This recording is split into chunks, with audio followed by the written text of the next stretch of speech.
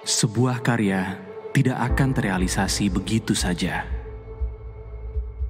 Apalagi kita hidup di negeri kepulauan terbesar di dunia.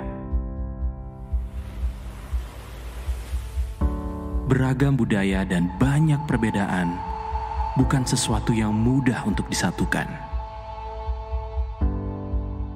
Bekerja secara profesional tidaklah cukup.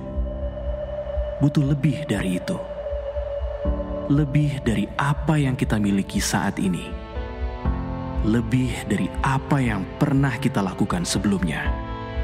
Ini bukan mimpi. Ini adalah kesempatan. Kesempatan untuk maju dengan karya bermutu. Kesempatan untuk menjadi bagian dari perjalanan bangsa ini. Ya, bangsa Indonesia. Bangsa yang begitu besar. Bangsa yang terlahir dengan daya juang yang tinggi. Bangsa yang tidak pernah menyerah dan tidak ada kata lelah. Menjadi besar bukanlah pilihan, tapi merupakan tujuan. Tujuan yang membawa kami terus meningkatkan kemampuan. Beradaptasi pada setiap perubahan, merencanakan dan mengevaluasi tanpa henti. Bersama Waskita, membangun Indonesia.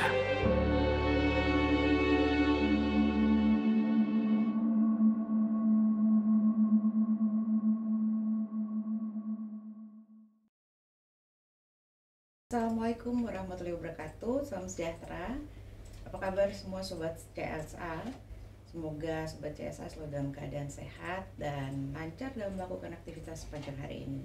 Senang sekali saya Cynthia Nadia dari The Origin Financial and Business Advisory akan menemani sobat CSA sepanjang 1 jam ke depan selaku moderator untuk event unboxing emiten sore hari ini.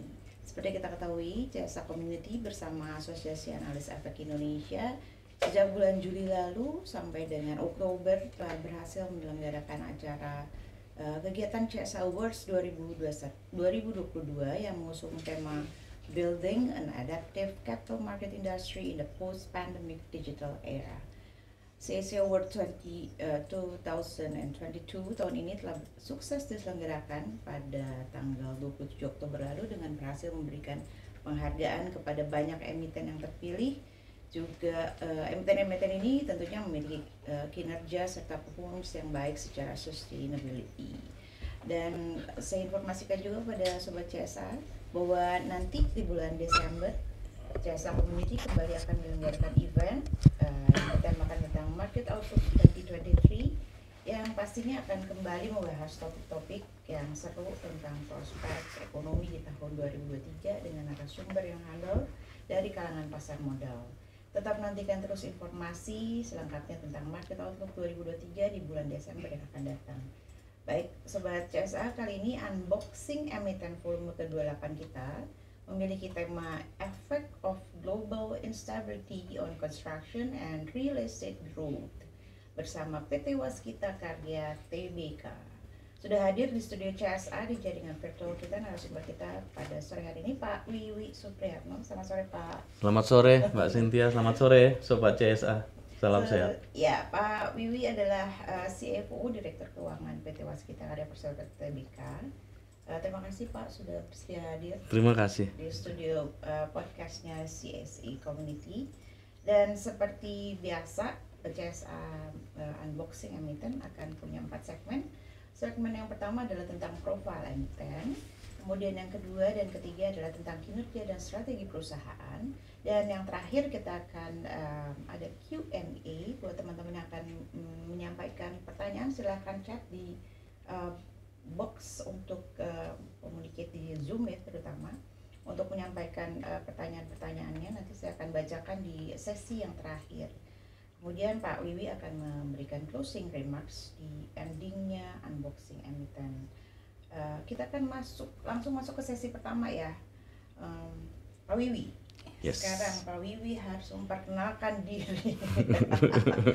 Ceritakan sedikit tentang latar belakang Bapak deh sebelum masuk kelas kita. Oke, thank you Mbak Cynthia, Sobat CSA. Saya Wiwi Suprihatno. Sebelumnya saya berkarir di salah satu bank BUMN kita di Bank Negara Indonesia selama 26 tahun. Sejak Juni 16 2022 kemarin saya bergabung sebagai salah satu direksi di Waskita sebagai Direktur Keuangan dan Manajemen Risiko. So banyak tantangan, banyak amanah untuk bisa kita membawa Waskita menjadi lebih baik. Saya kira itu. Wow, 26 tahun berkarir jadi bankers ya Pak. Betul. Sekarang masuk ke sektor yang challenging. Aku mau ya mungkin teman-teman CSA sobat CSA dengan investor dan calon investor udah tahu tentang Waskita Karya ini karena perusahaannya udah lama. Tapi boleh diulang sedikit lagi Pak tentang produk dan jasa utama apa aja sih yang diberikan CSA untuk shareholders dan untuk klien-klien. Oke, terima kasih Mbak Cynthia. Sobat CSA, kalau Waskita ini sebenarnya salah satu BUMN konstruksi di Indonesia. Kita berdiri sejak tahun 65 atau 61. Kemudian kita memiliki 4 lini bisnis yang utama adalah konstruksi, kemudian ada juga investasi, realty dan juga manufacture. Nah, dari sekian banyak jenis usaha kami berkiprah dominan pada sektor konstruksinya. Dan saat ini Waskita juga telah memiliki aset kurang lebih 100 triliun. Wow. Dan ini tentunya menjadi tantangan untuk Waskita untuk bisa mengelola aset-aset ini. Dan kontribusi yang utama memang kita lihat dari sisi konstruksi, Mbak Cynthia dan teman sobat CSA. Thank you. 100 triliun aset nggak dikit loh Pak. Ya, nggak sedikit. Harus hati-hati kelolanya supaya nggak miss ya. Betul, betul. Seperti kita ketahui, Waskita Karya adalah satu-satunya emiten yang nekat untuk melakukan restrukturisasi perusahaan. Dan terutama teman-teman karya ya, BUMN karya yang memang sedikit fenomenal kalau menurut aku ya ketika memutuskan bahwa kita go restructure. Dan terus terang aja di pasar modal itu yang namanya dengerin emiten mau restrukturisasi kita gemeteran karena ini what happened gitu ya. Dan mungkin boleh Pak Wiwi kasih gambaran tentang apa sih program restrukturisasi yang dilakukan oleh Waskita so far udah sampai mana itu program restrukturisasi? Thank you Mbak Cynthia. Sobat CSA, berbicara restrukturisasi di Waskita sebetulnya sebagai salah satu dari stream penyehatan keuangan Waskita. Di mana sejak tahun 2021 Waskita telah mencanangkan 8 stream penyehatan keuangan. Secara garis besar ada 2 besaran, yaitu penyehatan keuangan dan juga penyehatan yang sifatnya non keuangan, yaitu tata kelola, good corporate governance, transformasi bisnis. Nah, dari sisi penyehatan keuangan sendiri, restrukturisasi adalah salah satu dari upaya perusahaan untuk melakukan penyehatan. Apa itu restrukturisasi? Yaitu dari sisi 21 lenders bank kita yang ada, mereka memberikan kesepakatan untuk memberikan penurunan suku bunga pinjaman dari dulu rata-rata 9% per annum, sekarang menjadi 5,5% per tahun. Kemudian juga jangka waktu perjanjian pinjaman itu diperpanjang menjadi jatuh tempo di tahun 2026. Dan ada option, tadinya kan per tahun. Dan ada betul. Dan ada option untuk bisa diperpanjang sampai dengan 2031. Nah, dengan restrukturisasi ini tentunya tujuan utama adalah memperbaiki dari fundamental keuangan Waskita, kemudian terutama dari sisi beban keuangan yaitu bunga. Dengan adanya relaksasi suku bunga tentunya akan memberikan kelonggaran, keleluasaan dari Waskita untuk untuk bisa menikmati penurunan suku bunga sehingga beban keuangannya bisa berkurang dan perlahan bisa memperbaiki fundamental keuangan. Kalau berarti tadi penyehatan berarti sakit ya? Bisa dikatakan sakit, Mbak Cynthia. Makanya kalau yang namanya sakit itu harus ke ahlinya kan. Jarang-jarang ada emiten yang ngaku sakit loh. Ini edisi brilian karena mengaku sakit dan masuk ke penyehatan dan sekarang sedang melakukan banyak langkah-langkah monumental yang menuju perbaikan kinerja keuangan yang baik ya. Betul. Sebelum ini segmen satunya udah berakhir, Sobat CSA jangan kemana-mana, kita akan melanjutkan ke segmen 2. Silakan.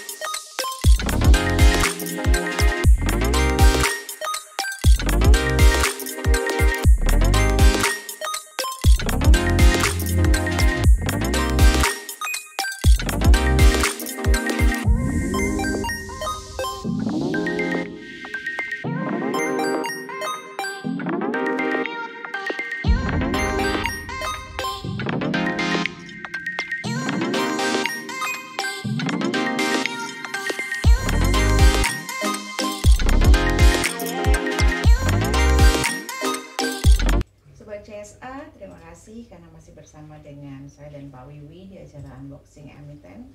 Dan sekarang waktunya kita untuk masuki ke segmen yang kedua. Ada 2 pertanyaan yang berkaitan dengan pandemi COVID dan inflasi global, Pak Wiwi. Yang pertama, dengan adanya kemarin pandemi COVID pastinya akan memberikan dampak atas kinerjanya waskita dan anak-anak usahanya. Bisa dijabarkan sedikit bagaimana kinerja waskita dari mulai masa pandemi sampai dengan saat ini. Aku rasanya sih sebelum pandemi waskita tuh termasuk yang cash rich ya. Betul.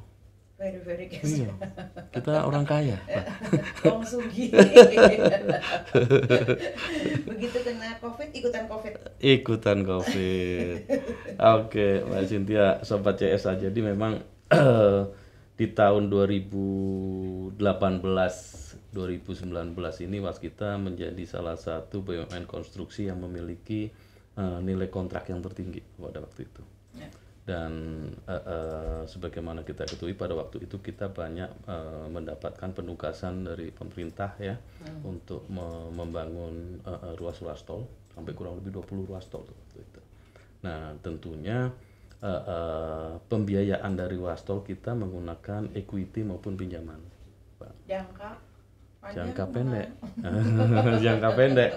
Nah, pembangunan ruas tol tentunya itu secara normal itu 8 sampai 10 tahun baru bisa mature itu yang namanya ruas tol.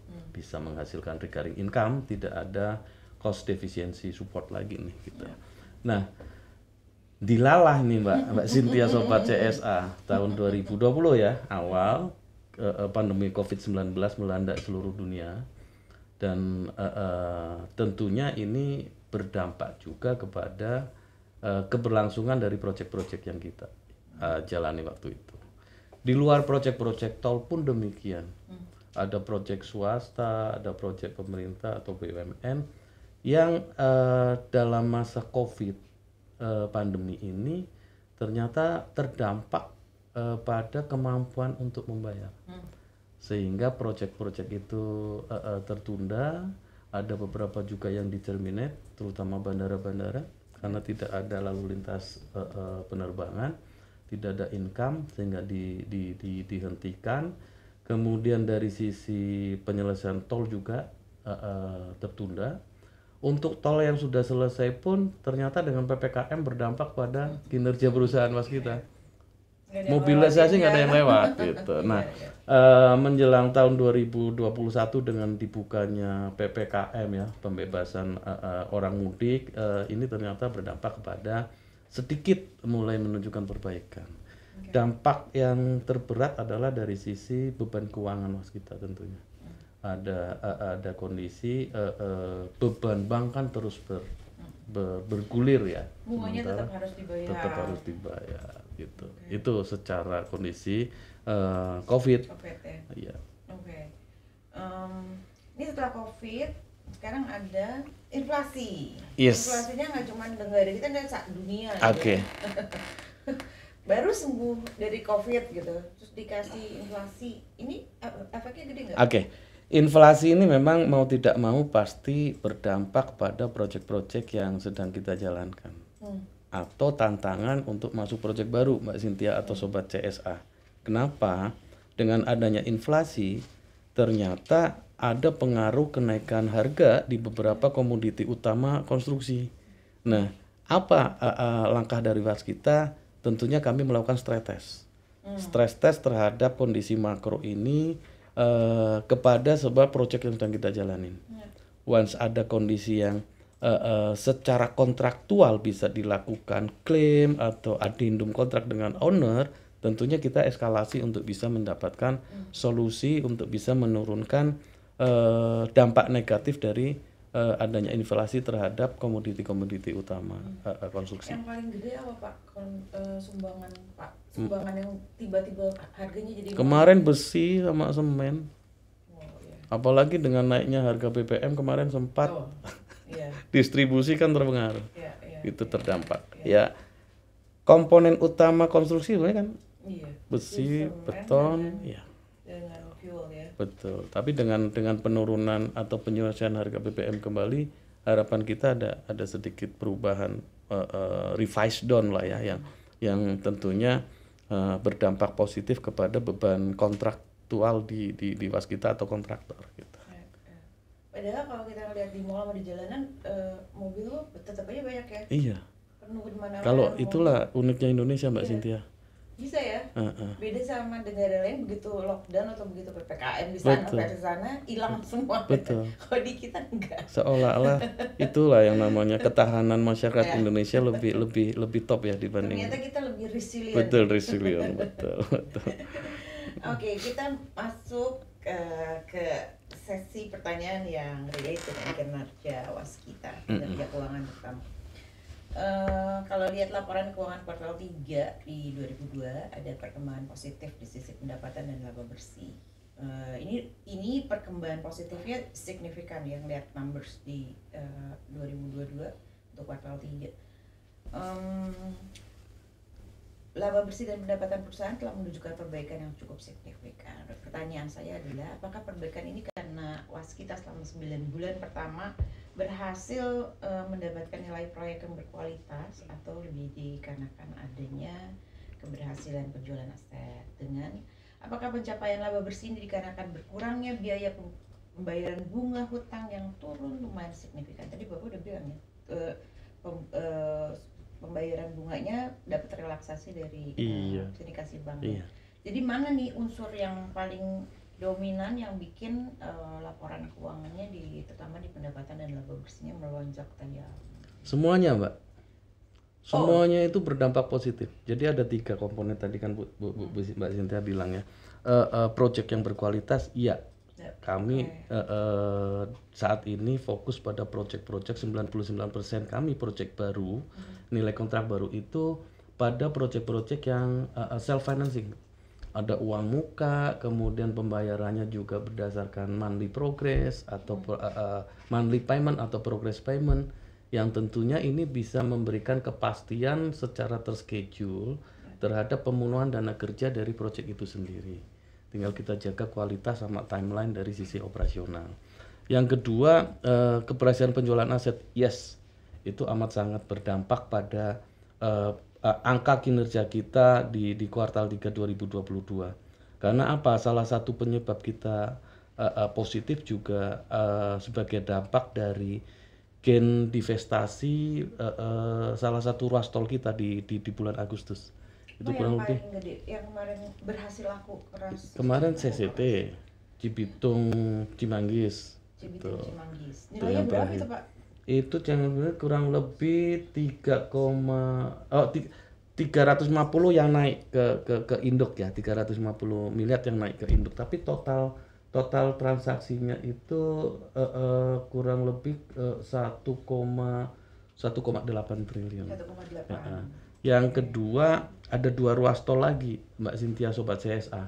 Kita punya yang namanya Semarang SMR. Singkatannya tuh SMR sama PPTR, Pemalang Pekalongan ya. Pejagan, Mbak Cynthia. Iya, itu kurang lebih naik 5,2 triliun, di mana itu kita gunakan untuk menyelesaikan RDPT. 1,8 gitu. Dan itu berdampak pada adanya gain divestasi dengan total nilai kurang lebih 1,5 triliun, netnya 1,1 untuk mengenerate bottom line kita. Dan di luar itu ada komponen the console yang tentunya diambil alih oleh investor. Itu yang satu lagi tadi apa? Ketiganya nih. Yang pembayaran bunga udah pasti. Dengan adanya penurunan level bunga dari 9% per tahun menjadi 5,5%, itu tentunya beban bunga kita per bulan itu jauh turun. Berapa sih, Pak, kalau boleh tahu bayar per tahun bunga? Aduh, malu saya. hampir lebih dari 3. Bunganya doang. Bisik-bisik aja. Hampir lebih dari 3 triliun. Wow. Dan kita waskita komit dan selalu tepat waktu sampai hari ini. Wow, keren. Gitu. Itu baik untuk bunga bank maupun obligasi, Mbak Cynthia. 3 triliun tuh artinya apa? Artinya termin itu masih berjalan cukup lancar gitu ya. Dan proyek-proyek kita juga menunjukkan kondisi masih berjalan dengan baik. Ya. Berapa termin yang sudah kita terima, Mbak Cynthia? Berapa? Lebih dari 12 triliun. Wow. Sampai dengan bulan September 2022. Keren. Nah, yang berikutnya, Mbak Cynthia, kenapa kinerja kita di September kemarin baik juga, Sobat CS harus tahu bahwa kami manajemen baru juga menerapkan perbaikan kolektibilitas atau success rate dari piutang-piutang yang ada. Ini tentunya lebih memperkuat cash flow kita dan tentunya lebih memberikan keyakinan pemenuhan kewajiban kita kepada para lenders yang pada akhirnya menurunkan level hutang dan debt equity ratio kita juga semakin turun, semakin baik. Gitu. Itu sih. Canggih. Pertanyaan berikutnya, untuk setahun penuh di tahun 2022 Ya, jika saja pembayaran bunga hutangnya masih terkait dengan hutang-hutang. Maaf ya, aku jahil. Tahun ya, oke. Jika saja pembayaran bunga hutang waskita turun sekitar 900 miliar sebagai manfaat dari Alhamdulillah. restrukturisasi dan efisiensi pembayaran hutang, apakah laba bersih waskita untuk tahun 2022 ini bisa mencapai di atas 2 miliar rupiah? Akan menjadi pencapaian terbaik loh kalau nyampe 2M tahun. Kalau dari kacamata saya idealnya bisa. Bisa. Namun kondisi waskita saat ini dalam konteks penyehatan itu menunjukkan kondisi yang harus dikawal secara lebih komprehensif lagi. Kenapa? Kalau Tapi kita potensi besar. potensinya besar, ada potensi itu gitu loh. Tapi saat ini perlu kami tekankan Mbak Cynthia, Sobat CSA, bahwa kami perseroan itu optimis bahwa dengan pengurangan tingkat kerugian secara signifikan, dulu kan awal restruct kita 9, sekian triliun dan kemarin sudah 1,8, dan tahun ini harus significantly Itu dari 9 triliun ke kurang 1 triliun itu berapa lama? dari 9 mostly kurang lebih 2 tahun ya. 2 tahun ya. Iya, betul. Apa sih salah satu komponen divestasi tadi, Pak? Ya. The Consol aja kita sudah kurang lebih 18 triliun. The Consol hutang ini yang menyebabkan beban hutang kita turun gitu. Dan tentunya kita tahun ini juga masih mendapatkan kepercayaan dari pemerintah, support fiskal dari pemerintah melalui PMN 2022 yang saat ini sedang kita jalan mulai rangkaian right issue ya. Nah, ini juga meyakinkan adanya dampak positif terhadap progres konstruksi jalan tol kita yang saat ini masih ongoing ya. Ini akan berdampak pada pendapatan usaha pada tahun berjalan dan tahun berikutnya sebagai sisa nilai kontrak baru yang pada akhirnya akan berdampak positif pada peningkatan bottom line atau laba perseroan. Oke, pertanyaan untuk right issue aku harus nyanyi sendiri di sesi nanti. Oke. Jadi harus disimpan dulu. Masih ada pertanyaan terkait dengan pendapatan dan laba bersihnya. Jika dalam jangka waktu 3-5 tahun ke depan, waskita berhasil memperbaiki kinerja keuangan dan mendapatkan kepercayaan lebih untuk membangun infrastruktur nasional dan luar negeri, kira-kira apakah waskita akan mampu kembali mencatatkan laba bersih di atas 1-4 triliun rupiah seperti waktu zaman waskita kaya raya? Mbak Cynthia dan Sobat CSA, kalau dari sisi kami manajemen itu punya keyakinan yang baik bahwa di tahun 2023 waskita bakal mencatatkan laba secara positif. Kemudian di tahun 2024 semakin positif, bahkan 2024 menurut proyeksi kami juga kami sudah bisa di atas 1 triliun tuh untuk nilai labanya dengan 8 stream penyehatan tadi. Iya, tata kelolanya kita perbaiki, pemilihan proyeknya kita fokus pada proyek yang self financing yang bisa membiayai sendiri dengan schedule yang tetap, tidak proyek-proyek yang sifatnya turnkey. Nah, tidak mengulangi lubang yang lama, Mbak Cynthia gitu loh. Nah, betul. Kami menargetkan adanya turnaround kinerja itu dimulai dari tahun 2023 nih. 2023 jadi iya, tahun depan nih. Walaupun tahun ini kita juga base effort untuk bisa membukukan secara positif, atau kalau dari sisi RKAP kami menurunkan level kerugian perseroan. Meskipun September kemarin kita positif, tetapi menjelang akhir tahun kita kan masih ada beberapa beban-beban biaya yang memang secara ketentuan PSAK dan sebagainya itu harus kita buku sampai dengan akhir tahun ini. Dan ini kan sebagai upaya kita mundur satu langkah untuk bisa kita kayak mudah-mudahan bisa jadi anak busur panah ya. Kalau secara CAGR tahun 2023 sampai 2025 kami memproyeksikan kenaikan laba itu bisa sampai 400% loh dibanding kondisi sebelumnya. Jadi kami Catat yakin. ya 400% proyeksinya. Nanti aku tagih loh Pak kalau misalnya Karena mau lagi aku tagih. betul, dan itu kan jadi KPI manajemen. Dan itu menjadi apa ya? Beban moral, komitmen kepada para stakeholder dan shareholder gitu. Gitu. Oke.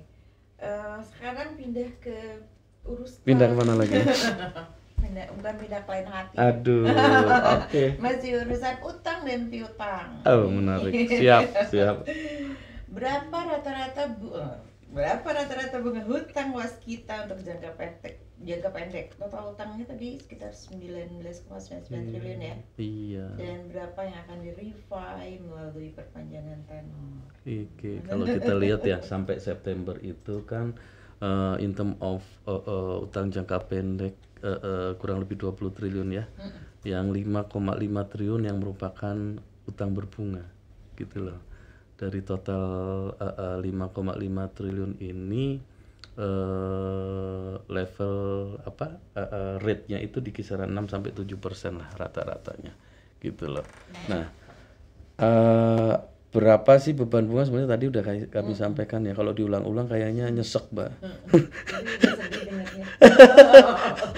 Tapi harapannya dengan kan harus convince, betul, harus confidence untuk bisa dengan raihan nilai kontrak baru kita yang yang non turnkey, kemudian dengan percepatan penagihan piutang-piutang kita, kemudian juga ada upaya addendum kontrak-kontrak turnkey menjadi modified turnkey sehingga ada aliran cash in yang bisa kita terima.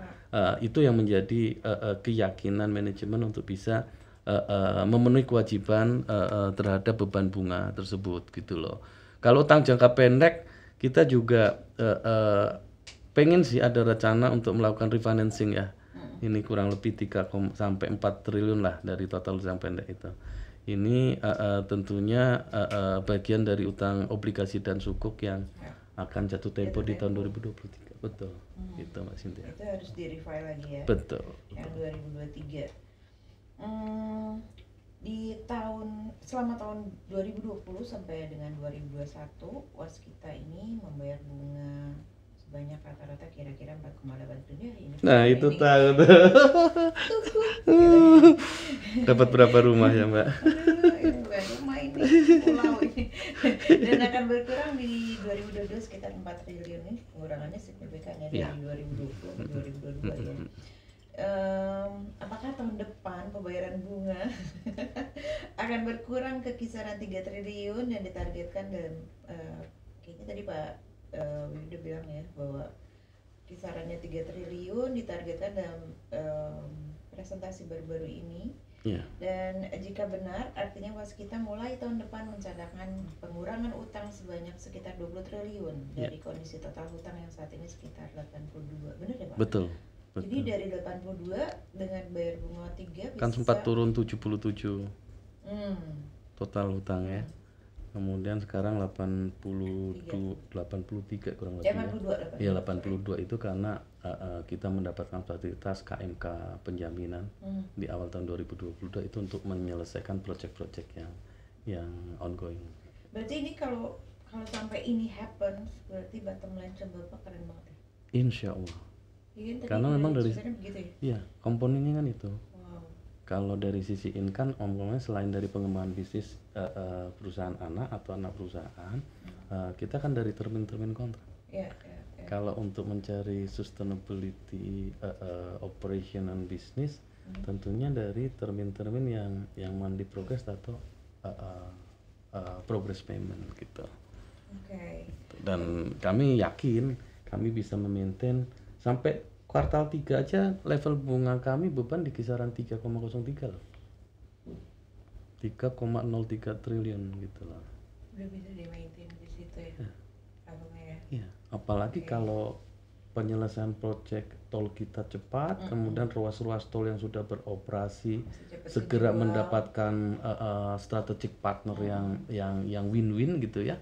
Ya dengan PBV yang minimal 1,5 lah gitu kan dari cost recovery kita, ini tentunya akan berdampak pada penurunan pinjaman kita dan akhirnya bunganya juga turun. Apalagi kalau bunganya diturunkan lagi. Hari ini Pak Peri naikin 50 basis point. Makanya. Semua langsung Iya. Padahal ngarepnya 25 basis point Betul, ternyata ajar 50 ajar. basis point. Tapi semoga itu next year-nya jadi nggak ada naik-naik Betul. lagi kali ya. Ya langsung. Pertanyaan terakhir sebelum kita masuk ke segmen berikutnya. Di dalam pipeline restructuring utang dan langkah perbaikan kerja. Nah ini pertanyaannya agak-agak sensitif tapi Gimana? Ya, soal piutang yang dimiliki oleh waskita yang belum dibayarkan oleh pemerintah. Wow. Sama swasta aku Itu sensi. Boleh aja, boleh. Nanya masa nggak boleh? Tapi Cuma bisa dijawab atau tidak?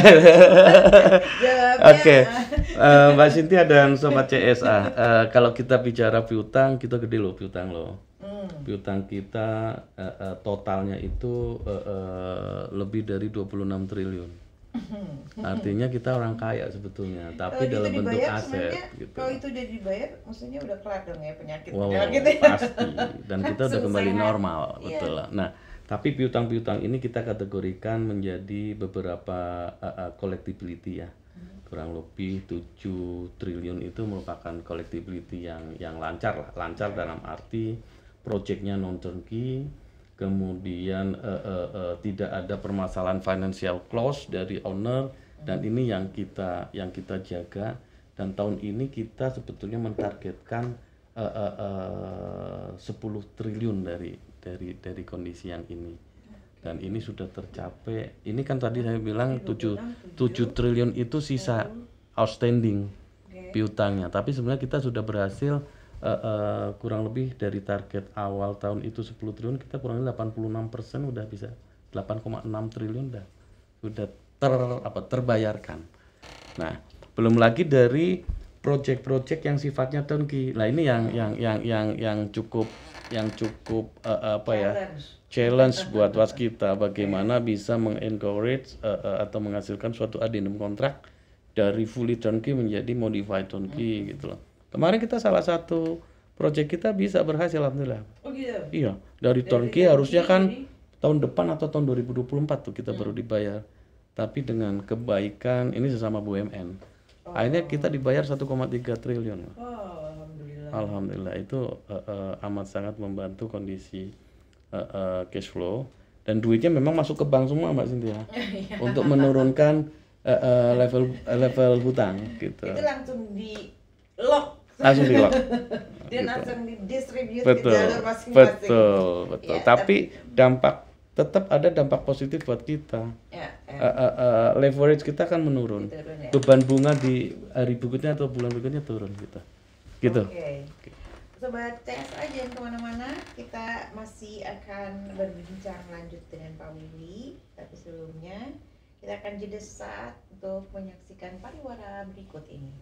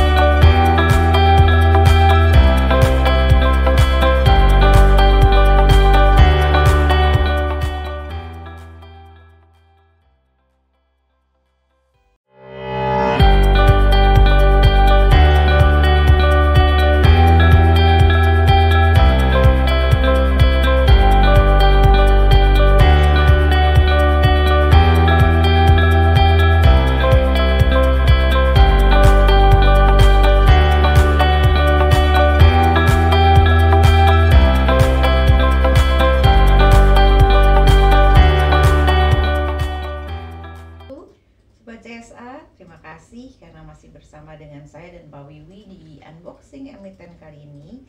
Dan kita akan masuk ke sesi 3. Sesi 3 ini aku masih mau banyak bertanya tentang aksi korporasi.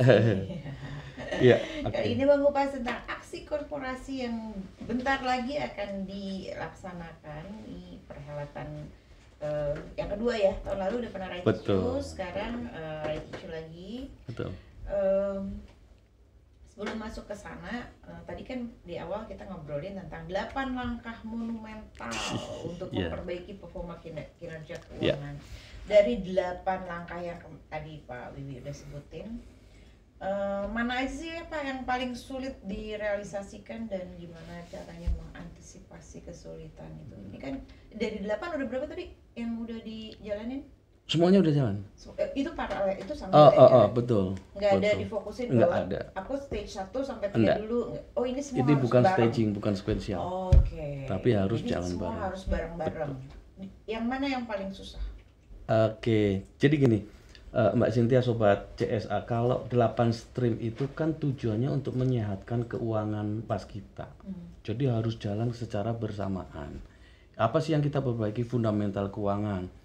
Dari restrukturisasi kredit, kemudian adanya divestasi ruas tol, penyelesaian ruas tol melalui PMN dan right issue, ada juga support fiskal berupa KMK, penjaminan dari pemerintah, dan perbaikan tata kelola maupun good corporate governance. Ini yang harus jalan beriringan. Nah, kalau ditanya mana yang paling sulit, sebetulnya ini harus jalan bersamaan. Bukan ditanya paling sulit, tapi yang cukup menantang, gitu loh. Sebetulnya semuanya tidak ada yang sulit asal komitmen dari manajemen, komitmen dari stakeholder yang lain, dari lenders, dari gitu ya, ditambah dari kondisi makroekonomi yang itu tentunya ini bisa berjalan sesuai harapan kita bersama. Namun yang dapat kami sampaikan bahwa seluruh 8 stream ini sampai saat ini kami bisa menyatakan bahwa kami masih on track, masih sesuai dengan apa yang kami harapkan. Memang ada beberapa hasil akhir berupa covenant yang ternyata tidak belum sesuai dengan harapan secara trajektori, tetapi karena memang ada kondisi-kondisi makro yang mempengaruhi, gitu kan.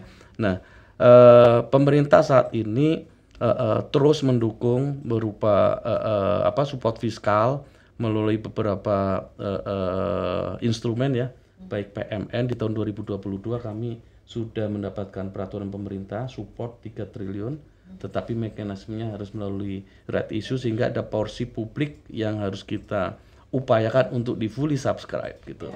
Kami harapannya strategi ini dapat kita jalankan, dapat kami jalankan, dan adanya kepercayaan dari para investor kepada manajemen waskita untuk membawa waskita ke depan lebih baik lagi dan bisa mencetak laba di tahun 2023 sesuai trajektori kita yang terus meningkat pada tahun-tahun berikutnya dengan melalui mekanisme tata kelola proyek yang semakin baik. Bapak udah duluan nyinggung right issue loh, aku belum. Tapi Pak Wiwi udah Karena tidak bisa terlepas dari 8 stream Mbak Cynthia. Nanti kita akan boleh lagi untuk 8 streamnya apa aja ya Pak, karena ini sebenarnya 8 langkah monumental yang Bapak yang waskita sudah declare ini bisa jadi PR buat investor terutama stakeholder untuk tetap monitor udah sampai mana nih. Is it jalannya bagus atau ada lag di sebelah mana, karena ini baru 2 tahun aja udah bagus ya hasilnya. Mestinya within 2 tahun lagi kalau begini ini kondisinya masih susah, tapi begitu kondisinya lebih kondusif mesti ini udah bisa cepet banget gitu ya progresnya.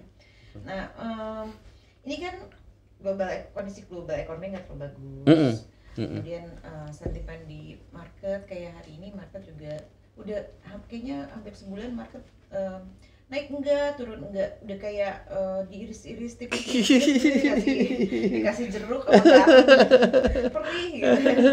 Betul. Tapi aksi korporasinya masih marak, IPO masih banyak, media masih banyak, right issue masih banyak, malah tahun ini mestinya right issue karena ada penempatan dana dari pemerintah melalui PNM. Jadi yang namanya BUMN itu ada beberapa dari BUMN yang melakukan aksi right issue dalam hampir waktu yang bersamaan, termasuk Waskita ya. Nah, kondisinya seperti yang tadi Pak Wiwi, ini challenge banget nih di market challenge. Dengan kita kalau investor tuh kan kalau dikasih pilihan mau beli ikutan right issue yang ini atau yang itu gitu kan. Kalau waktunya beda, duitnya bisa muter ya. Tapi kalau ini at the same time gitu, harus pilih A, B, C, D, duitnya cuma segitu-gitunya. Ini kan jadi challenge, jangan jadi kendala. Jadi tantangan yang menarik buat emiten, terutama kayak emiten yang issued right issue kayak Waskita. Nah, kira-kira apa sih trik dan bagian dari promosi dari Waskita yang diberikan kepada si investor untuk bisa tertarik ikutan? Tentunya fakta yang menunjukkan bahwa upaya manajemen Waskita memperbaiki secara fundamental itu memang sudah mulai nampak. Itu satu. Yang kedua, pengelolaan proyek dan pemilihan proyek sudah kelihatan sekali bahwa 99% itu proyek yang bisa cash to cash cycles-nya itu dari proyek itu sendiri. Dan perseroan ini saat ini kan lebih fokus pada perbaikan restrukturisasi keuangan dan juga transformasi bisnis nih. Ini yang juga menjadi salah satu kekuatan yang bisa memiliki daya jual, bahwa transformasi bisnis Waskita akan kembali kepada kitoknya sebagai kontraktor, bukan sebagai operator, kontraktor. Iya, gitu loh. Dan ini harapannya bisa memberikan kepercayaan kepada para investor gitu. Dan ini momen yang bagus loh. Harganya udah pasti udah nyaris di bottom sih. Betul. Pastinya sih cukup menarik in terms of price, tinggal momentum sama kondisi. Betul. Kalau ngeliat kondisinya kan bisa menjadi average gitu ya. Dan tahun depan 2023 kami punya keyakinan. Meskipun di tengah kondisi di tengah kondisi inflasi dan kenaikan tingkat suku bunga gitu. Gitu. Buat sobat CSA sendiri mungkin sama-sama lah kita tahu bahwa mostly di market itu orang pada alergi dengan karya-karya. Kalau bisa milih, kenapa nggak milih karya, milih yang lain aja gitu kan ya. Tapi mesti bisa dilihat bahwa ketika salah satu karya seperti Waskita yang sedang lakukan saat ini, ketika dia melakukan restrukturisasi, melakukan pemberdayaan diri, banyak hal positif yang bisa dilihat dan bisa menjadi pertimbangan buat investornya untuk melakukan pembelian. Buat yang rata-rata kalau aku perhatiin ya, kepemilikan sahamnya, harganya range harga Waskita sekarang sekitar 400-an ya. Kebanyakan investor itu punya di harga 800 or 1000 ya. Seperti tadi Pak Wiwi bilang, sebenarnya ketika kita dengan kondisi sekarang kita average down, hopefully on track perbaikan si Waskita sampai ke tahun depan. Ini bukan hal yang mustahil dan mustahil untuk bisa nge-jump harga dari 400 bisa balik lagi ke harga yang dulu kalau ngedenger Waskita tuh kayaknya nggak pernah di bawah 1000, 1500, gitu kan. Pernah 2700. Nah, jualan deh. sebelum masuk. Sekarang nggak boleh, harus menyatakan harus betul lapor. Gitu. Nanti belinya lewat nama saya aja, saya lapor. Ada aliran, bahaya. Kasih cash nggak apa. Jadi tadi udah ada dari Waskita sendiri udah ada upaya-upaya untuk melakukan penawaran right issue-nya ya ke teman-teman, nggak cuma ke sobat CSA tapi ke semua stakeholder yang ada ya. No deal roadshow udah juga dilakukan? Sudah, kita sudah ya. Dan kalau dari sisi kita sudah melakukan roadshow baik ke institusi maupun ke retail ya. Iya, sejak pertengahan September loh sampai sekarang masih terus berlanjut. Dan kami juga maintain hubungan yang cukup intens dengan teman-teman investor. Kemudian kami juga cukup positif terhadap prospek right issue Waskita. Karena kembali lagi harganya itu udah bagi saya cukup menarik, dan saat ini dalam proses penetapan harga ya, dan kami juga melalui mekanisme komunikasi, konsultasi ya dengan pihak-pihak yang terkait yang berwenang dalam rangka menjaga asas fairness-nya juga terhadap existing maupun new investor. Total trade issue yang sekarang berapa? Maksimal 8,7 miliar lembar saham baru. Nominal value-nya? Nominal value harga Red issue-nya enggak, untuk red issue itu Bapak dapat red issue gini, PMN kan 3 triliun. 3 triliun porsi publik itu diharapkan 980-an miliar lah gitu. 980, jadi 3 langsung dedicated untuk PNM dan jadi kepemilikan pemerintah ada 980 miliar yang kita harapkan dari porsi publik ya. Dan sayang banget kalau misalnya publiknya sendiri nggak beli ya, karena sebetulnya itu seperti lumayan dalam ya. Betul. Better hitung average diskon tutupnya tuh sebetulnya kalau dibandingkan dengan pada saat kita menetapkan keterbukaan informasi itu udah banyak Pak. Sayangnya kita kalau di capital market nggak bisa beli hari ini besok naik gitu. Jargonnya bisa pakai gitu. Betul. Dan kita tunggu di final price-nya nih gitu. Ya, ini kira-kira kapan akan udah ada indikasi tanggalnya kapan? Kita untuk right issue-nya mudah-mudahan di minggu kedua atau minggu 3 Desember lah. Itu kan berbarengan berbarengan dengan efektifnya dana pemerintah PMN gitu. Begitu terima duit dari pemerintah baru betul. Karena kalau lewat tahun kan hangus tuh PMN-nya. Ini yang harus kita cek. Oh, udah hangus ya? Iya dong, karena anggarannya kan anggaran tahun ini. Nggak boleh, sayangnya nggak boleh. Makanya harus dipaksain di Desember. Iya. Ini ongoing kok, kita sudah registrasi ke OJK, sudah ada komen juga dari OJK untuk bisa kita. Dan kita kan dibantu oleh joint lead arranger. Ya, ada underwriter yang bantu ya. Betul. Ada indikasi ada standby buyer atau ada kira-kira ada bandar? Tentunya kita berharap ada dong Mbak Cynthia, Sobat CSA dan atau Sobat CSA yang mau jadi justru itu di kesempatan ini iya dong, kesempatan jualan. Ayo Sobat CSA, ini merupakan momen yang cukup menarik sebetulnya untuk melirik WSKT ya. Karena saya dari bagian dari manajemen memiliki optimisme untuk perbaikan di tahun ini dan berlanjut tahun 2023-2024 melalui perbaikan tata kelola tadi, kemudian pemilihan proyek, pengelolaan kas dari piutang-piutang gitu kan, dan ini juga yakin akan berdampak secara signifikan terhadap perbaikan waskita. Oke, nah ini tadi tentang ratio, jadi Sobat CSA nggak usah takut ya. Kalau aku sih nggak takut ngeliat harganya segini. Belinya kalau pertanyaan kita sebenarnya suka simpel kalau di market ya, bisa beli kapan? Bisa beli bisa keluar nggak sih gitu. Bisa masuk kan bisa keluar gitu. Iya. Itu berarti harus hit and run. Yang ini soalnya kalau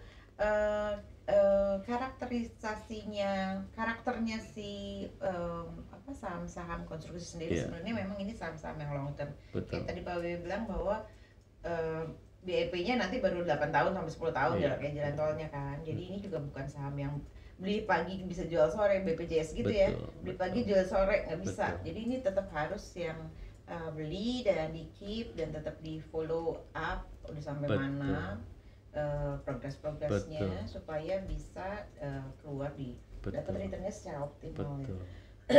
Oke, itu tadi tentang holding dan kegiatan-kegiatan right issue, utang piutang, bla bla dan pendapatan. Sekarang kan aku mau nanya ke anak-anaknya nih. Tadi Pak Wiwi udah bilang ada anaknya tuh ada properti, ada jalan tol, ada yang jadi anak mas tuh sekarang jalan tol. Mana mas, oke. Karena banyak proyek-proyek jalan tol yang bagus yang bisa dijual untuk di-divest untuk bisa mengurangi porsi utang ya, dan memperbaiki kinerja keuangan waskita itu sendiri. Nah ini ada anak usaha yang sedikit sedang terpuruk, sakitnya lebih parah daripada Apa itu? daripada holdingnya. Oke. Mungkin kalau dari teman-teman Himbara atau itu udah no issue ya. Tapi kalau kita yang di market, Waskita Precast-nya Bapak itu masih menjadi salah satu emiten yang agak menakutkan gitu ya. Kira-kira kemarin kan udah sampai ada masuk ke ranah hukum ya? Iya, PKPU, kemudian homologasi, tapi ada apa? Kasasi ya. Tapi kasasinya juga udah diputus, ya udah diputus. So next-nya adalah apa? Next-nya yang pertama WSPP itu harus berupaya untuk membuka suspend. Oke. Jadi next-nya adalah suspend. Tapi urusan dari ranah hukum berarti udah clear. Insya Allah sudah clear. Tinggal bagaimana mengimplementasikan putusan homologasi, kan gitu kan. Mendudukan hutang-hutangnya sesuai dengan mengacu kepada putusan homologasi atau perdamaian itu. Dan dari sisi perbaikan kinerja, kalau dari sisi induk jelas kami Waskita Induk akan mensupport melalui proyek-proyek baru kita. WSPP kan sebagai supplier, Mbak Cynthia Sobat CSA gitu lah. Kita kasih proyek-proyek baru untuk bisa mendapatkan pendapatan usaha dan juga cash flow yang baik yang bersumber dari proyek-proyek yang diperoleh oleh induk gitulah. Dan piutang terbesar Waskita Precast itu kalau nggak salah dari Waskita Holding ya? Dari Waskita Holding, betul. Nah itu biasanya gimana? Maksudnya itu akan dibayarkan cepat atau nanti tunggu si homologasi atau? Enggak, bertahap juga. Bertahap juga. Kan jadi itu dapat sebenarnya. Iya. Kalau piutang dari Waskita Beton kepada induk, ini kan tergantung dari termin-termin yang ada di proyek-proyek yang disuplai oleh. Begitu ada termin ya kita cover sebagai current vendor gitu. Itu sih Mbak Cynthia. Mestinya sih udah mulai pemulihannya udah mulai cepat ya. Harusnya. Dan insya Allah dari secara laporan keuangan juga udah positif ya, meskipun masih tipis lah. Memang perbaikan yang harus dilakukan secara konsisten, continue, bertahap dan telaten. Iya. Itu kayak bayi lagi ya.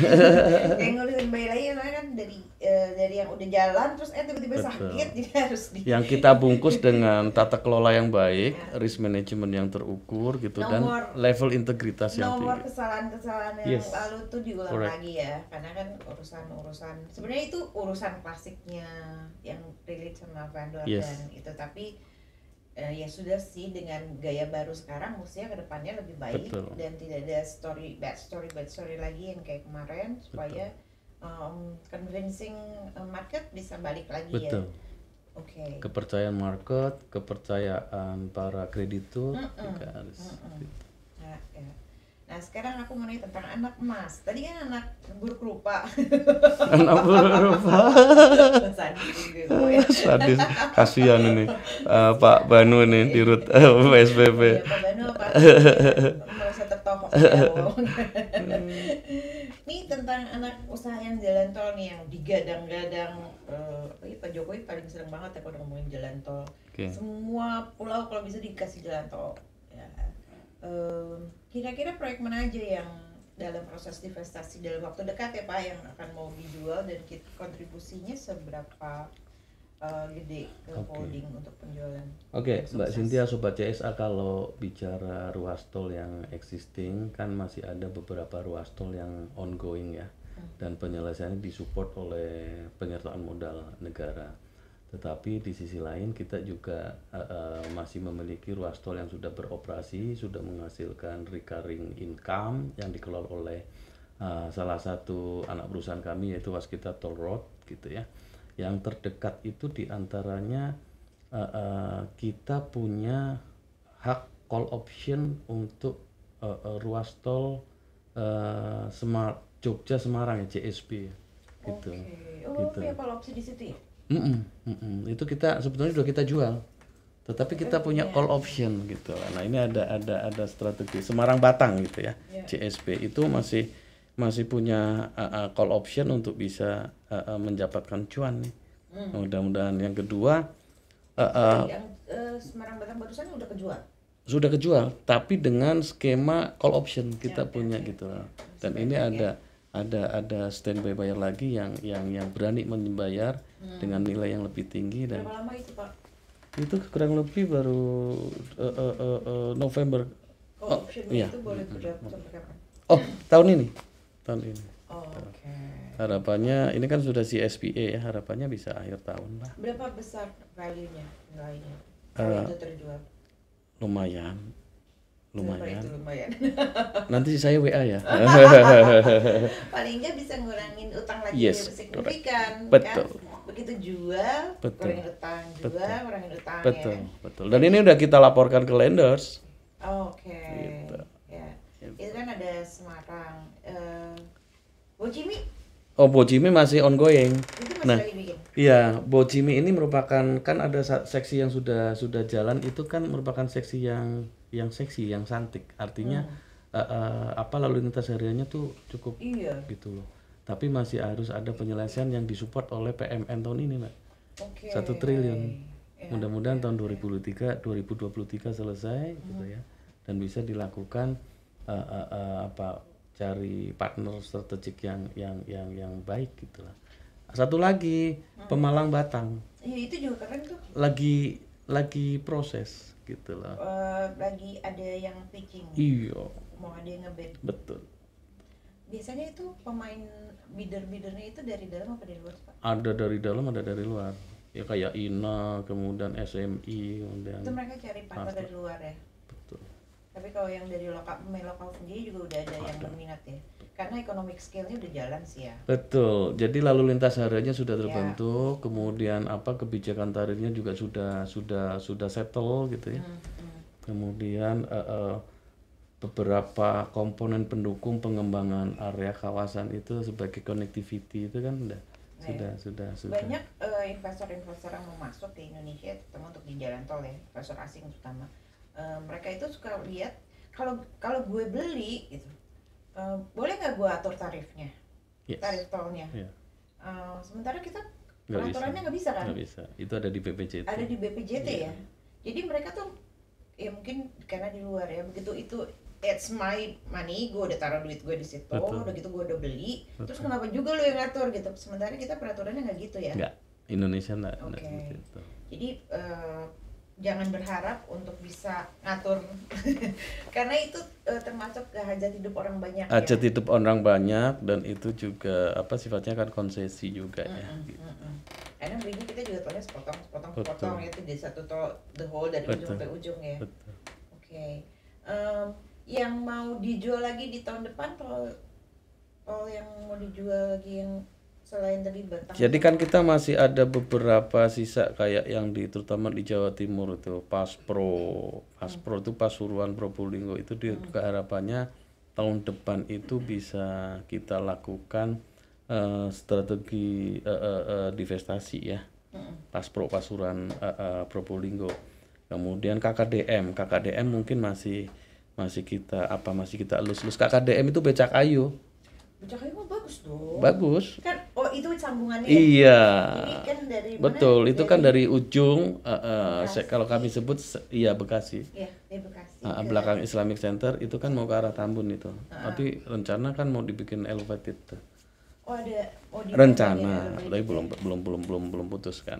Tergantung kalau tiba-tiba ada duit dan ada investor yang mau kan tinggal hajar aja ya. Betul. Dan ini kan sudah tersambung dari tol Priok. Itu lalu lintas hariannya langsung naik loh. Iya. Gitu.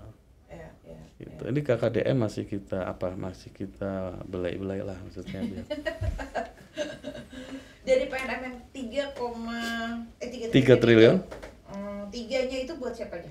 2 triliun untuk penyelesaian Palembang Kapal Betung. 1 triliun untuk Bojimi. Jadi kita buka jalan untuk kalau Bu Sintia mau jalan pulang kampung. Ke Sukabumi atau Bandung itu? Pulang kampung. Sukabumi sudah jelas. Jadi itu udah nyampe ya? Betul. Tahun depan nyampe. Makanya kita siapin mau pulang ke Sukabumi atau pulang ke kampung halaman di Sumatera, kita siapin. Kampung halaman aku Sumatera ya, tapi aku tinggal di Bandung. Jadi aku bingung tadi Bojimi ke Bandung. Iya, itu seru juga. juga sekarang orang Palembang itu udah prefer bawa mobil loh. Lampung, iya. Nggak pakai pesawat, nggak pakai apapun gitu. Ada pergerakan atau kebiasaan baru kalau weekend itu ke Lampung. Lampung kalian enggak? Ya makanan alamnya ya. Sama iya. Pantai ya. Betul. Mancing. Betul. Karena kalau kita lihat Palembang kan wisatanya apa? Cuma musik aja ya. Tapi ternyata kenyataan pada waktu saya kerja di tempat lama, saya kan sering dinas ke sana, cerita dari teman-teman dan pernah sekali kan lewat jalan darat memang menyenangkan ya. Cukup menyenangkan dan artinya banyak mampir. Iya. Banyak apa ya masyarakat Palembang itu memang weekendnya itu ke Lampung gitu. Ya. Kita karena negara kepulauan jadi banyak yang kurang piknik sebenarnya Pak. Dengan begitu adanya jalan tol disambung-sambungin ini jadinya udah. Dan kalau saya melihat justru dengan adanya kebijakan mobil murah itu low cost gitu ya. LCCG ya, LCGC ya. Yang paling banyak kan yang lewatin itu Pak Cynthia gitu. Jadi mereka juga terima kasih mendukung kinerja waskita. Iya. Setuju. Satu lagi nih yang aku jarang, udah lama nih aku nggak dengar. Apa tuh? Anak usahanya waskita yang relate sama properti. Waskita Realty ya betul. Waktu itu sempat ada wacana mau IPO. Betul. Tapi Rasido jadi rencana atau niat itu tetap ada, tetapi kan tentunya kita melihat situasi makro, situasi market. Kan Mbak Zinta tahu sendiri, apartemen, kemudian perumahan juga sekarang masih cukup challenging ya untuk itu. Makanya kita masih wait and see lah. Gitu. Sekarang ini kalau high rise emang iya ada masih lumayan tough. Tapi kalau landed house yang range-nya 2 sampai 5 miliar ya. Yeah. Itu lakunya kayak kacang goreng loh. Betul. Kemarin ada satu emiten gitu karena udah branded mungkin ya. Sama kita juga branded. Gitu. Kita punya Fasaka di Bali, landed. Iya, itu laku juga. Lakunya cepet kan? Laku. Betul. Jadi sekarang orang balik lagi ke landed house tapi yang range price-nya yang affordable kali ya. 25 apalagi kalau 500. Cuma masalahnya bunga bank naik. Iya sih. Baru juga jualan lancar udah. Itu tantangan di kita itu Mbak Cynthia. Iya. Makanya kita ngelihat makro ya kondisi makro. Iya. Ini udah tentang masih ada sih anak usahanya sebenarnya yang infrastructure ya Pak? Iya, WKI. WKI kabarnya baik-baik. Itu kan memang sifatnya manufacture gitu ya. WKI ini spesialisasi capability-nya pabrikasi baja. Dia bisa support trafo tuh yang untuk sutet PLN itu punya pabrik yang bagus tuh di daerah Cikande. Dan itu udah bagus sih jalannya. Bagus. Proyek-proyeknya cukup jalan gitu. Tapi kan besarnya PLN gitu. PLN dengan kondisi PLN proyek-proyek kita yang masih ongoing itu kan juga jadi tantangan. Kembali lagi COVID gitu. Ya. Kemudian PLTA, PLTU dia juga membangkit listrik. Dia kan punya sangir juga tuh gitu. Oke. Dan itu masih potensi. Ya. Ini tentang dunia nih. Dunia silat. Tadi udah semua ya Pak anak-anak Bapak yang di sini. Udah nggak ada yang ngumpetin. Tadi WSPP beton, realty, jalan tol, kemudian betul. Nggak mau punya anak baru kan? Jangan dulu kalau kebijakan. Ya jangan dulu. Kalau tidak itu berarti kita tidak ingin berkembang. Tapi jangan dulu. Kita perbaiki dulu fundamentalnya gitu ya. Setelah kuat baru kita lihat lagi. Di kuliah dulu sampai selesai baru nanti cari anak sebelah. Betul. Ya ini ada belakangan ada sebenarnya ngomong resesi sih negara kita nggak terlalu resesi ya karena GDP growth-nya kita bagus, betul. Semuanya serba sustain. Yeah. Cuman tidak terlepas dari kondisi kondisi resesi yang terjadi di negara-negara tetangga, karena kita selalu bersosialisasi, nggak cuma sendiri tapi negara-negara juga kita selalu bersosialisasi. Nah, dengan ada ancaman resesi seperti ini, kita kena dampak lagi nggak? Ini COVID udah selesai, inflasi, ini ada resesi. Selalu ada potensi, Mbak Cynthia, sobat CSA. Selalu ada potensi yang bisa berdampak negatif bagi perseroan di sektor apapun ya. Tetapi kami yakin di balik kondisi resesi tentunya ada peluang untuk bisa kita memperbaiki diri, kita mencapai suatu kondisi tertentu yang setelah pasca resesi itu menjadi suatu kondisi yang lompat lebih tinggi gitu. Kalau nggak salah tuh kemarin ada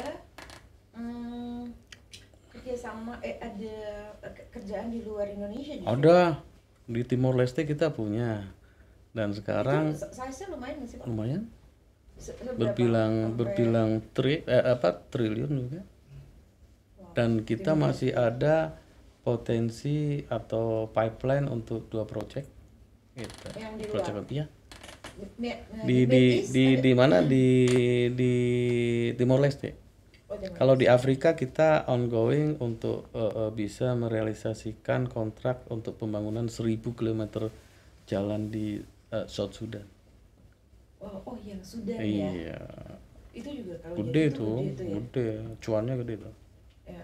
Dan mereka tidak termasuk negara yang kena krisis tuh. Resesi kena nggak? So far dia kan gini, yang perlu menjadi kesempatan buat kita kan mereka penghasil minyak yang akan dibeli oleh Indonesia dan barter. Bukan barter, karena barter. Ada pembayaran yang masuk ke escrow dan kita kerja sepanjang ada duit di sini. Oke. Dan waskita punya pengalaman, punya kemampuan untuk di overseas. Gitu. Ya, itu jadi nilai lebih sih sebenarnya ya. Makanya bisa dapat yang susah-susah. Itu orang kalau mungkin emiten karya yang lain belum punya pengalaman track record di sana ya. Kalau mampunya sama mampu. Cuman pengalaman itu kan penting kalau untuk di luar ya. Karena kendalanya human resource-nya. Betul. Lebih ke human resource. Human resource, kemudian pengalaman, metodologi kerja. Ya. Dengan culture yang berbeda pasti manage-nya juga akan totally different ya dengan di Indonesia. IKN Pak, apa kabar IKN? IKN ini menjadi salah satu harapan dari waskita untuk mendongkrak EBITDA baru. Kita sampai hari ini itu kurang lebih sudah dapat 3-4 triliun tuh nilai kontrak baru. Dan semuanya itu project yang non turnkey. Ada uang muka itu di bulan-bulan ini saatnya turun uang muka masing-masing project 15%. Wah, uang mukanya 15%. Lumayan ya. Itu project kita ada jalan, ada salah satu gedung sekretariat negara. Gitu. Masih akan dapat lagi dari proyek dedikannya? Insya Allah, karena masih banyak. Dan mostly dan itu kan kalau secara iya. Dan tinggal kita rajin untuk mengikuti tender untuk bisa. Buat sobat CSA, kemarin masjid yang keren yang ada pangerannya. Saya sampai termehek-mehek melihatnya, ya ampun bagus banget ya. Betul. Dan itu ternyata adalah salah satu proyeknya waskita. Dan tidak hanya itu, kita juga punya bendungan Tapin, kemudian Kalimantan, kita juga punya Istiqlal. Itu yang merenovasi karya Insan Waskita. Di renovasi jadi kayak kemarin di Solo itu masjidnya. Itu masjid sebetulnya di cloning sama persis modelnya kan? Dan ada satu lokal kontennya itu karpetnya itu kan batik. Wow, keren.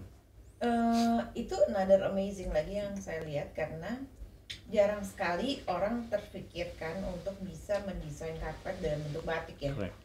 Itu siapa yang punya ide itu ya Pak? Waskita dong. Dari Pak Widi. Yang jelas Insan Waskita sebelum saya masuk. Bapak merestui. Tapi itu dibuat di Bogor. Iya. Ya? Iya. Maksudnya Indonesia itu Mampu. kaya raya dan bisa gitu. Jadi kita nggak usah beli dari luar, nggak usah. Cuma nggak diekspos. Ya. Kalau yang nggak tahu kan itu impor. Iya. Itu amazing banget. Itu masuk ke komponen dalam negeri itu TKDN. Iya. Kita juga sering-sering mengeluarkan bendungan sekampung ya, sekampung di Lampung juga insan waskita yang bangun. Yang bikin ya. Iya. Gitu. Artinya beberapa landmark gitu. Saya orang BNI. Gedung Wisma 46 itu waskita dulu. Yang bikin ya. Yoi.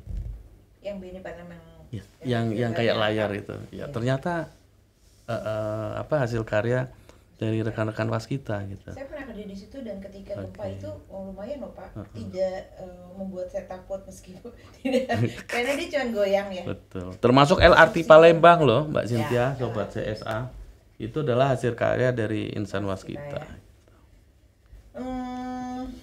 Jadi resesi itu bisa di translate-nya sebagai another challenge dan opportunity ya. Correct.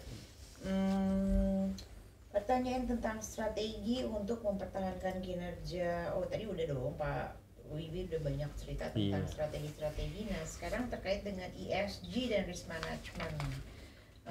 Sampai mana Pak yang sudah diterapkan oleh waskita untuk ESG? Ya kalau bicara risk management ini kan sebetulnya saat ini secara individual di waskita kita sudah menerapkan pengukuran identifikasi dari risk yang embedded di perusahaan konstruksi. Dan secara BUMN juga kementerian juga saat ini sedang dalam penyusunan yang membangun konsolidasi enterprise risk management secara kementerian seluruh BUMN berdasarkan kategori risikonya, kemudian berdasarkan klaster atau sektornya, sehingga pengukuran secara level BUMN secara keseluruhan itu bisa lebih cepat dan lebih terukur gitu. Dan itu kita ikuti. Ya, itu yang menjadi komitmen juga bagian dari 8 stream good corporate governance dan risk management untuk. Menarik sekali. Sebelum kita memasuki sesi tanya jawab, mungkin kita bisa break dulu mengikuti pesan-pesan berikut ini.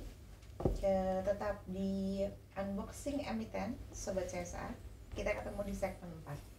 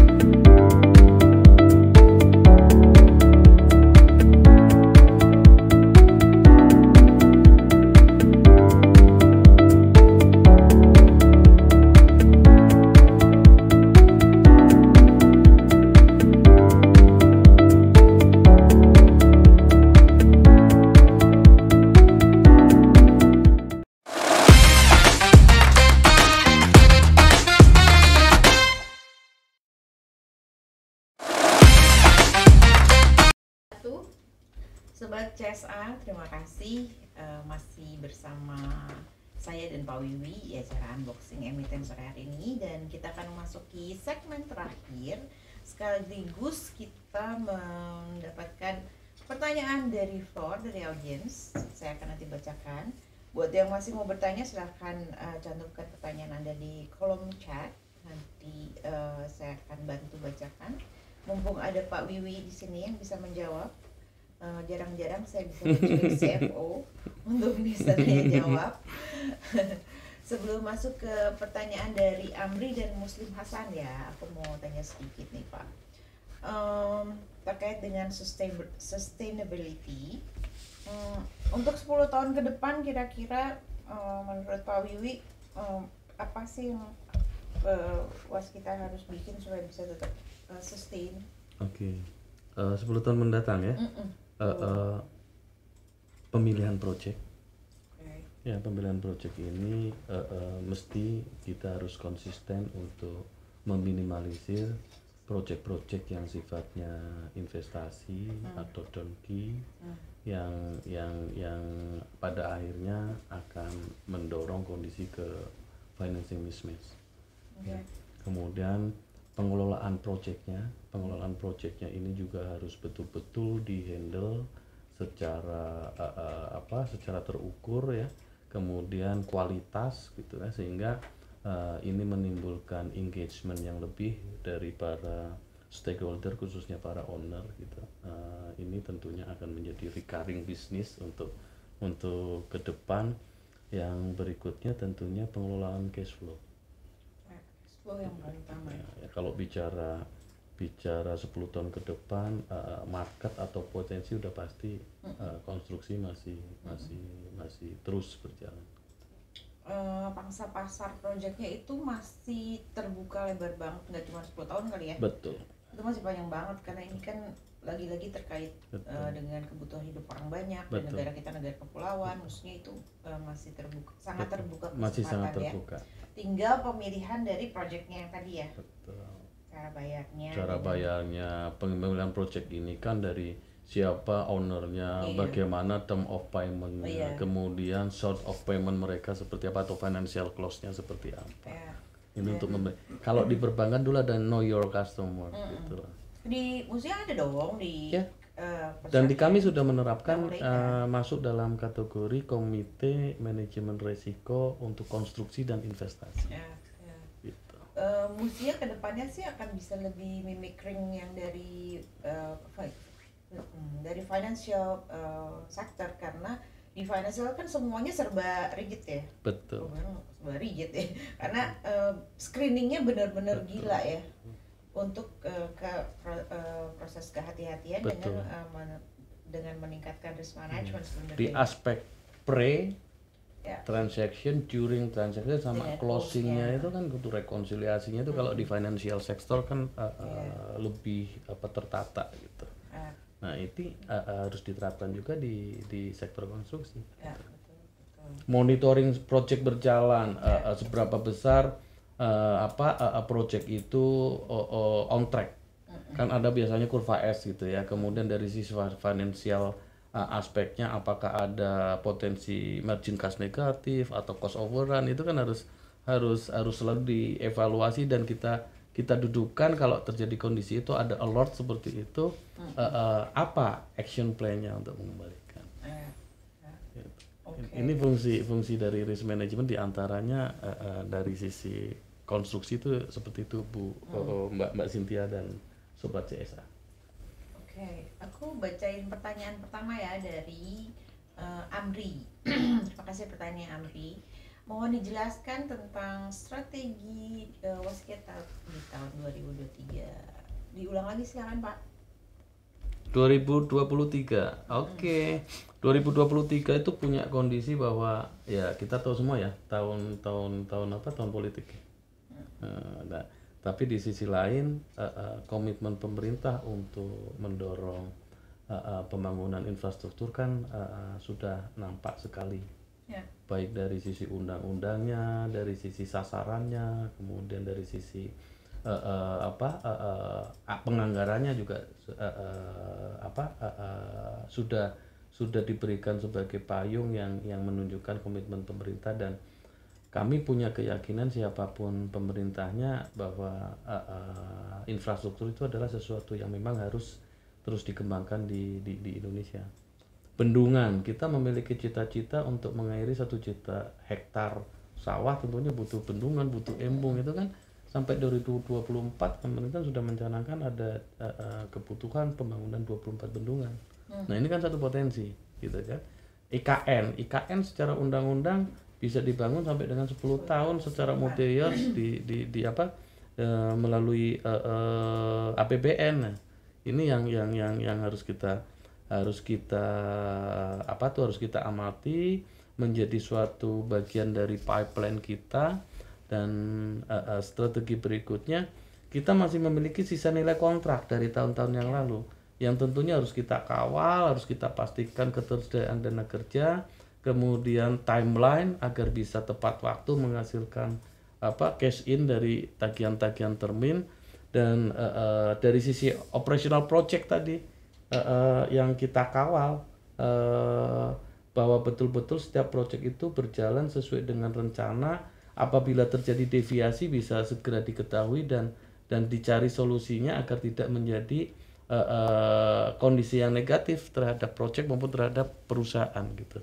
Dan tentunya efisiensi menjadi hal yang mutlak harus kita lakukan, baik di sisi corporate maupun di sisi project. Mbak Cynthia, Pak Amri, Pak Muslim, itu strategi kami untuk bisa menjaga sustainability bisnis kita di tahun 2023. Sekarang polisinya lebih banyak ya kita ya. Iya. Jadi tadi saya bapak kayaknya ngulang-ngulang itu harus jagain sebelah sini banyak yang harus dijagain ya. Karena bagian dari 8 stream kembali lagi perbaikan tata kelola, risiko manajemen gitu. Oke, semoga Pak Amri sudah terjawab ya pertanyaannya. Kemudian pertanyaan kedua adalah tentang jadwal right issue. Pak, dari Pak Muslim Hasan. Pak Muslim mau beli? Nah, harapannya Pak Muslim beli nih dan bisa subscribe banyak nih. Oke, kalau jadwal memang kita secara timeline kita targetkan di pertengahan Desember ini sudah dilakukan perdagangan. Namun yang namanya right issue itu kan kita harus mengacu ketentuan pasar modal, kemudian juga ketentuan OJK. Ada beberapa tahap dari mulai keterbukaan informasi, kemudian RUPS ya gitu ya. Kemudian penetapan range price sampai final price itu harus memenuhi waktu-waktu atau periode yang tidak bisa dilakukan secara paralel. Nah, saat ini kami masih dalam proses penetapan final price yang tentunya kita menggunakan mekanisme audiensi, konsultasi dengan lead arranger, kemudian juga dengan instansi-instansi terkait dan terutama dengan kementerian selaku RUPS atau selaku pemilik dari pemegang waskita. Harapannya kita bisa on track sesuai dengan schedule karena right issue ini adalah bagian dari rangkaian penyertaan modal pemerintah, modal negara yang memang harus bisa diefektifkan sebelum tahun 2022 itu berakhir. Oke, jadi range-nya di sekitar second week ya. Yeah. Second week Desember. Minggu kedua di Desember Pak Muslim dicatat supaya nanti nggak kelewat jadwal pantang terus. Dipantang terus. Nah, sekarang udah sebentar lagi kita sudah mau berakhir nih jadwal ngobrol-ngobrolnya Pak Wiwi. Oke.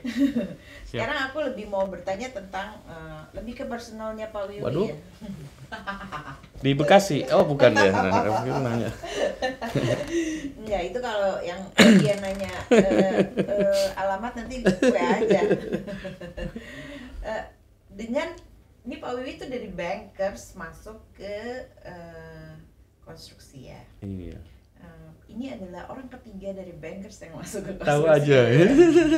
Tiga-tiganya satu bukan teman saya, tapi ini dua udah jadi teman saya. Iya. Rada-rada unik menurut saya. Gitu ya. Kok bisa ya Bapak mau? Aku mau nanya dulu kenapa tertarik untuk dari ini dunia yang totally ini benar-benar yang utara dan selatan kalau menurut aku. Apa yang bikin ketertarikan? Sebetulnya bukan bicara tertarik tidak tertarik. Ini adalah terpaksa. Amanah. Ini amanah. Bukan terpaksa Bukan. juga. Ini amanah bahwa ini harus saya syukuri bahwa pemerintah dalam ini Kementerian BUMN itu percaya kepada saya. Dari berapa ratus juta loh penduduk Indonesia, karena posisi CFO Waskita cuma satu loh, saya terpilih loh, walaupun abot. Tapi yang menarik gini, Mbak Cynthia, bahwa 26 tahun saya kerja di bank itu di lembaga atau institusi yang highly regulated, gitu kan. Nah begitu masuk ke sektor konstruksi, ya memang betul terkaget-kaget bahwa kita masuk ke dunia yang kontraktual gitu ya, artinya kondisi dinamikanya itu lebih fleksibel, lebih apa ya, lebih bisa berubah gitu. Nah ini yang harus dibutuhkan kewaspadaan. Fluktuasinya tajam ya. Ya bisa lah seperti itu kalau gitu. Kalau di perbankan atau sektor keuangan itu kan highly regulated. Jadi sebenarnya udah terbaca. Maksudnya Betul. ini kondisinya udah ini karena aturannya udah ini, pagar-pagarnya udah Betul. jelas. Kalau Nanganin gitu, komplain nasabah pun sudah ada aturannya. SOP-nya. Sudah SOP-nya. Jadi udah jelas gitu loh. Kalau yang ini jelas sih, cuma dari satu kontrak ke kontrak lain turnkey non turnkey. Tiba-tiba berubah menjadi modified turnkey, itu kan sesuatu yang harus kita cepat pelajari dan cukup cukup memberikan kondisi yang pressure bagi saya orang baru. Tapi 6 bulan ini ya lama-lama terbiasa dan waspada. Udah mulai bisa tidur lah ya. Ya, Cuma belum naik lagi berat badan. Berat badan jadi turun. Aduh, saya harus jangan apa ada nih CFO-nya sampai kurus nih, nggak boleh nih. Itu Mbak Cynthia. Terus itu termasuk itu lucu loh, maksudnya 26 tahun gitu jadi bankers, terus 6 bulan, dalam 6 bulan turun badan cukup banyak. Karena harus langsung menguasai semua. Iya. Kemudian langsung kita berkomunikasi dengan seluruh stakeholder, dari kementerian, dari vendor, dari internal gitu. Itu harus Dengan bahasa yang totally different. correct. Ya kan? Iya. Itu jadinya jadi challenge tersendiri ya, yang bikin kurus itu ya. Saya biasa dulu waktu di bank ngomong serah terima itu BAST. Ternyata di sini bukan. Di sini ada istilah FHO PHO ya. Itu ada istilah ya. Iya. Implementasinya. Betul. Ngapalin ruas tol aja butuh energi tersendiri. Ya. Bener. TJT apa, Paspro apa itu. Dan semua disingkat-singkat pula ya. Betul. Nih, ini Bapak tadi ngomong challenge dari bankers ke konstruksinya ya. Nih, ini secara personal ini sebagai CFO masuk di 6 bulan. Paling enggak berapa sih Pak? Umurnya 4 tahun ya kontrak ya? Tanda tangan 5. Wah lama ya. Dalam 5 tahun tuh fokus utama dengan kondisi sekarang ya, kita Bapak udah lihat terus progresnya seperti apa yang menjadi fokus utama Pak Wiwi? 3 yang jadi fokus utama dari saya. Yang pertama adalah penguatan cash flow. Yang kedua adalah pemulihan piutang. Nah, antara dua ini berkaitan karena pemulihan piutang itu mendatangkan cash in yang tentunya memperkuat cash flow.